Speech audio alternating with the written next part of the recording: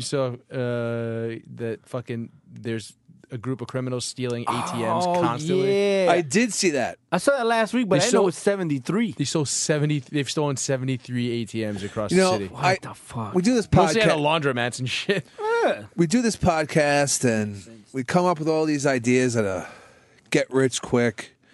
I'm talking about truffle whiskey. Yeah. Talking about Delicious. Degentrification X. Fun times. I'm talking about Instagram modeling agency. I didn't know about that. I'm talking about gentrification trail. All these ideas, and we could have just been ripping ATMs out of the fucking walls of bodegas. Well, to be fair, they're only getting like $1,200 per ATM. And it's a bitch to open them shits. yeah, but all we need is like a stolen car. We just So wait a minute. actually, these guys are pretty badass. They apparently steal bunch of cars and block off streets so cops can't get to the places when people call the cops on them. That's pretty smart. They got into some sort of they've got into like high speed chases and shit with the cops in New York City trying to get away with these places. They just go in broad daylight and just put wrap chains around the ATMs and just rip them out of stores. It's This crazy. sounds like a plot from Fast and Furious 6 and shit when it was I in believe Brazil. they did do this in Trailer Park Boys. Not ATMs, no. They did in one of the movies. In one of the movies. No. They were doing fucking Okay, they definitely did it in one of the movies. the parking meters. Not ATMs, it was parking meters, no? It's parking meters. I think they did it with an ATM too. I do believe we'll be doing this after the show tonight. Oh, who got a car? I got a fucking dolly, but we can't just take a one. I want to steal one of those red box DVD kiosks. You can't do shit with those. No, dude, we're in the digital revolution. We don't even need those DVDs. What do you mean, man? Mad DVDs, son. I just sell them to like Walmart for a quarter so they can sell them for 50 cents. I mean, there are enough ATMs, especially downtown, Yeah. where there's just is an ATM every 20 feet just in a But wall. I think they're doing this like, I always thought yeah, they- those little wall ATMs. I always felt like you could just fucking tear those things right out. But I always figured you had like a camera in them shits. Yeah, right? so spray paint that shit. That's a good point. Just do like the Foot Clan would do. That's The Foot Clan. That's what I always say to myself when I wake up in the morning. What would the Foot Clan do? I guess eat candy and fucking skateboard and like steal some radios. Didn't it? Yeah, the first scene Fuck in that around Ninja with, Turtle like- movie really just made you want to be a criminal. Yeah, it looked really fucking fun.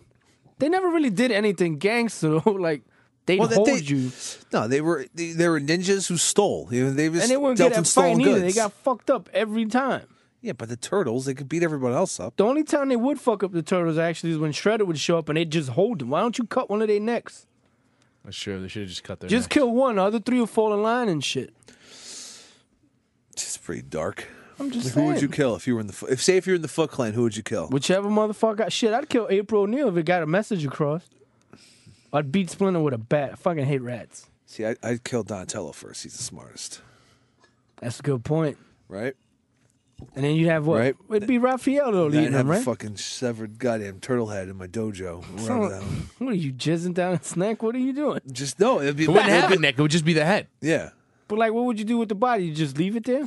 I'd dump it, or I don't know. I'd keep the shell. I don't believe you. I think you'd eat that shit. Make a toboggan out of the shell? You a connoisseur, bro. You'd eat that shit. I am a connoisseur. Thank you. In the Okay, cartoon, I bro. feel like Shredder always wanted to make turtle soup. I was, Yeah, he did. He was always fucking talking all that shit.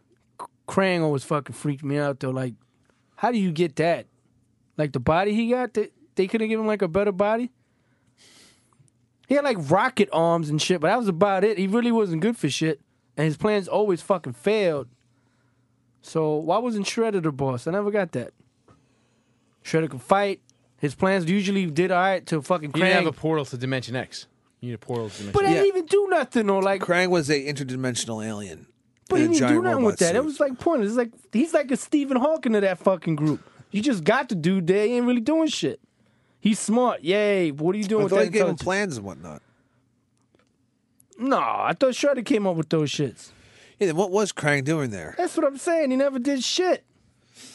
A la Stephen Hawking. You're making a lot of good points again because Shit, Bebop and Rocksteady used to get dirty for Shredder, so I figured shit rose downhill. who was that Rat King guy? There was like a Rat King, right?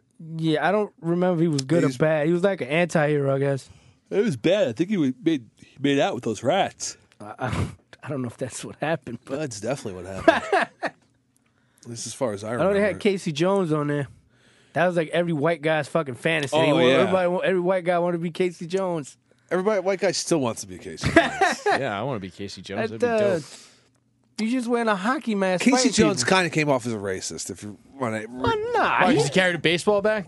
That's racist against Italians. the stereotype really. he was wandering around Central Park, just looking to beat people up. Who's think- going to be in Central Park in the late '80s, early '90s? That's a good point, actually. I think Casey Jones was just a raging racist. Or maybe a homophobe. He was trying to break up the down low spots. Remember the gay ninja in Prospect Park in the 90s? Oh, They never shit. caught that dude. Because Casey Jones is a kid. Yeah, it was Casey Jones. Oh God! Oh no! He just borrowed Leonardo's sword to throw the cops off his trail. For those of you listening who aren't from New York, in the 90s, there's a spot in the Parkside part of Prospect Park where gay dudes just suck each other off, and a ninja showed up with a sword several times to break up the festivities. And Prospect Park is kind of like Central Park, but in Brooklyn. Yeah.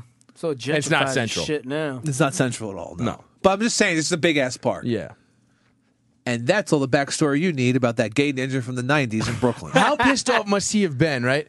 Like, he hates gay people so much that he's swinging swords at them, and then the newspaper just calls him the gay ninja. Yeah.